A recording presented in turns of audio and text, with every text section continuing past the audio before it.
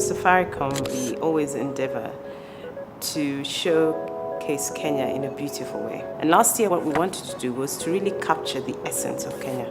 And so we set out on a project that we call Capture Kenya. We sent photographers all across Kenya to take pictures of everyday Kenya. In our view, we're just doing a calendar. We're trying to be different in the way we do calendars. As a result of that project, we picked up the Best Innovative Marketing Award at the MSK Annual Awards. I think we didn't anticipate the kind of impact the project had, not just in Safaricom, but also obviously in the marketing fraternity. So I think it was well received all round. This year we wanted to bring out the things that were unexpected. Last year's calendar, the shot for December, features a young man who dives into a crocodile-infested river for tourists to take photographs. That for us was unexpected. That was where the idea was triggered off, let's go out there and see what's unexpected about Kenya. What are the things that happen in Kenya that we as Kenyans don't even know?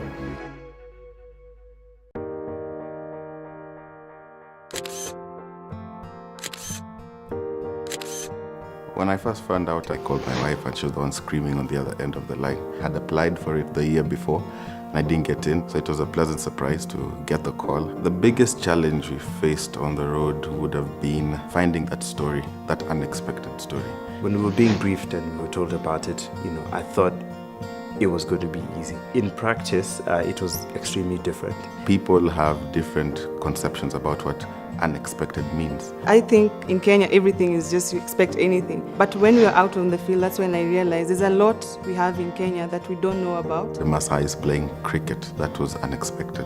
I'd heard about them, but I'd never seen them. Ask them, just play cricket. Don't pose for me, don't do anything, just do what you like doing. It was fun to see how competitive they are, how focused they are. The minute I knew we had something was when they started warming up. Even that was interesting. Now when they started playing, it was phenomenal. They're not the typical Maasai. They had really grand plans. Some of them are even in university. They had plans to go to Ashes. Cricket was opening doors for them. They're really genuinely friends and brothers, but they also play cricket together really well. The challenges were interesting to write about. We got spectacularly lost, especially in Laikipia. People loved that post. Actually, that was the most read a blog post of the whole campaign. We had a very good team. We used to share ideas together. Like when you feel you're so low, we used to boost each other morals. You're like, we can do this. From the first day, I think we meshed. It was such a good fit. It was nice to have a whole crew of people just there to support you to do one thing. This experience has actually kind of made me want to know more about where I live. As a company, we transform lives obviously through the products and services that we provide. And some of them, like M-Pesa, are transformational in themselves. But mostly we transform lives through the things that we do in Kenya and for Kenyans that would seem outside the sphere of our immediate scope. We've developed Kenyan photography and given photographers a platform. This is talent that already exists. And all we've done is empowered them, given them a theme and an opportunity to go out and showcase their talent.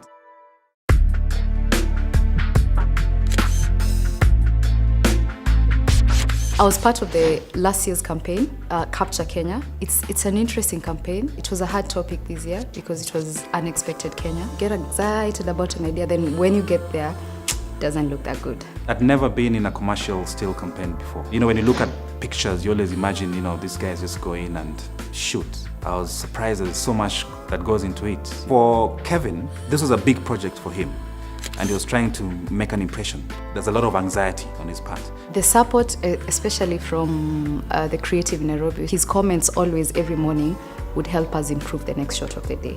So that's a call I was waiting for, looking forward to.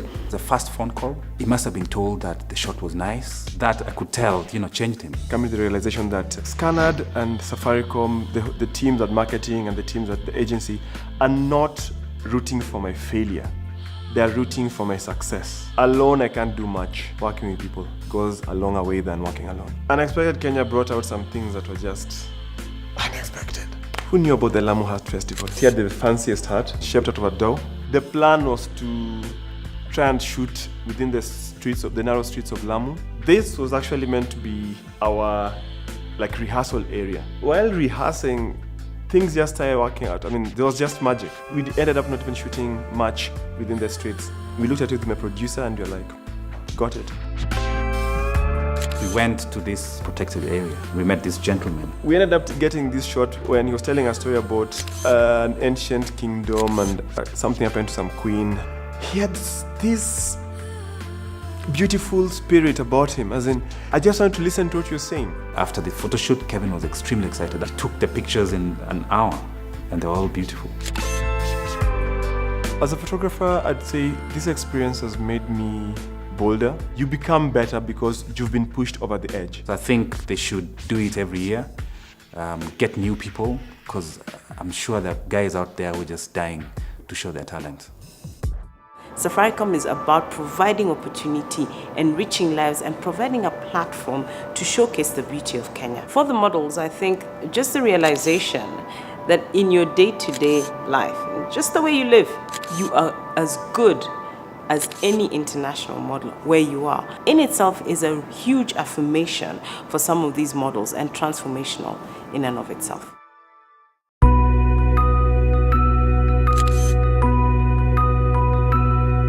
On a day-to-day basis, our challenge was getting the stories. It wasn't something that you could just walk into a town and find it there waiting for you. You had actually to dig. So we'd go out and say we're doing this for Safaricom, and everyone would be willing to take part in it. People would relax. He's an old guy called Peter. He's based in Kibera. People know him as this elegant dresser. He's been doing that for the last 40, 50 years. For him, he's been misinterpreted in the slum for very long because he has a high sense of style. Unfortunately, 3 months before we met him, there was a fire at his place, so he lost all his clothes. This is a person who lost his lifestyle. We wanted to give him his groove back. So as a team, we came up and just contributed some money and we bought him 3 suits. He was so excited. That whole day, he actually just walked around Kibera showcasing his clothes. It's not even about the clothes, it's about the worth of the man inside. Giving that person his life back, it was really satisfying.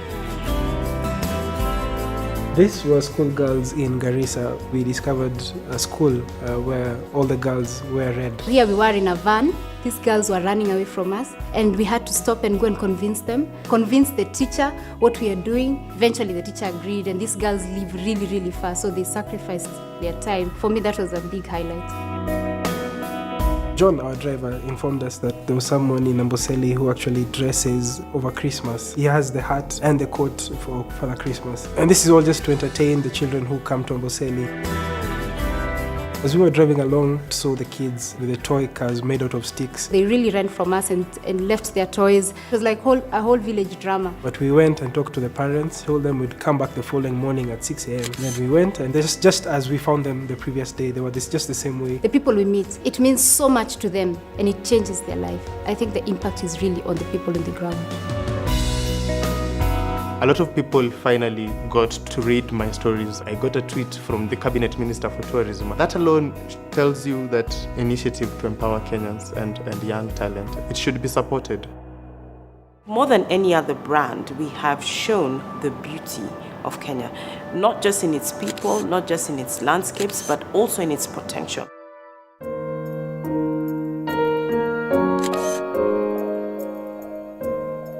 What it means to me is that I get the chance for everyone to see my work, which doesn't happen a lot. It's a great way for me to grow my portfolio. The word expected, how do you crack that? It was quite a challenge. It was difficult, I won't lie to you. When we went to a location, it's not what you expected. You'd think like it's a few miles off the road, but we'd travel like almost a whole day. And then when you get there, it's not anything that could be captured on print. But it was really, really exciting when what you've planned and then you get the shot right. It was really fulfilling. It was exciting. The shot with the women and the baskets and all that, we were on location. A woman passed by with a bicycle and I said, you know what, I want to do that. Usually back in the days, women would just walk to the river. They found a way to overcome their challenges and they were using bikes. It's really something unexpected if you see a lot of women like on a bike and all of them in a group.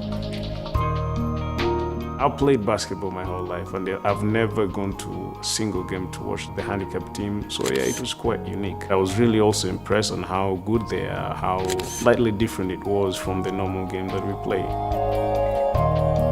You never be unexpected again after this, because Safaricom has got a very wide network and reach, and definitely people will see the calendar. Waking up in the morning in the Kakamega forest was really awesome. It was a really spectacular sight to see. We met the king. I didn't ever think that that was something real. So it was really exciting. We had challenges like our blogger became sick on the way, but I think she healed faster because of all the love we showed her. The whole team was one team. We were all united. This Safaricom project is a very important project. It gives motivation to young photographers and people who are not yet exposed. We are all artists at the end of it all. Without a canvas, without somewhere to exhibit your work, you're nothing. If you looked at the wider public, I think the ability to just take an ordinary Kenyan made them look stunning. That for us in itself is transformational, just showing people what they're capable of.